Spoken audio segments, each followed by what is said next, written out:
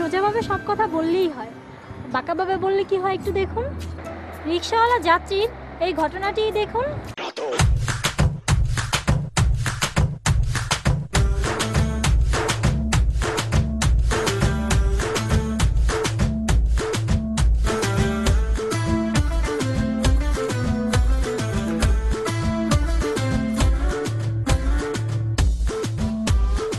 আপা কাপড়টা তোলেন।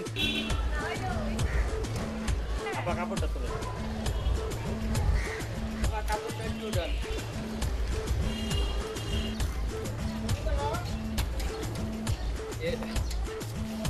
আপা আপনি কাপড় তোলেন, আমি দুধ ধরি। তুই জানোয়ারের বাচ্চা, এই আপা কি পারবেন নাকি? জানোয়ারের বাচ্চা। এই আপা কি আছে? জুতা খোলেন কেন? ওই দাদা, এই আপা এই কি পাইছেন আপনি? হ্যাঁ আপনি পারবেন নাকি? এই যে এদিকে আসুন। জানোয়ারের বাচ্চা। কি হয়েছে? তুই দাঁড়া।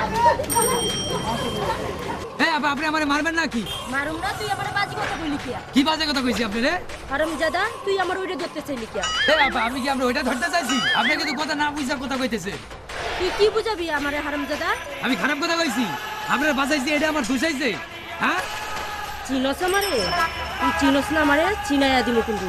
এই আপা আপনি আমার কথা শোনার চেষ্টা করেন ভাই। কি? এই যে খারাপ খারাপ আপা বল। বললেন আমি কি কইছি আপনাকে এটা বুঝছেন না? খারাপ করতে বলবি কে? এই শুনেন, এই আপা আপনার হাতে এটা কি? তুই দুধ না? এটা কি লাগছে? কাপড়। তা আমি কি কইছি? আপা কাপড় তোলেন, আমি দুধ ধরি। এইটা যদি আমি না ধরি তাহলে আপনি ওই কাপড়টা উঠাইতে পারবেন? আচ্ছা ভাই, আচ্ছা। চল ভাই, চল। আরেকটু নাড়েন। উঠে আপা উঠে। আপনি খুব ভালো কিন্তু না বুঝা কথা গেছেন না। না বুঝতে পারি। ওই চলে আমার রিক্সা হাওয়াই বেগে উইরা উইরা।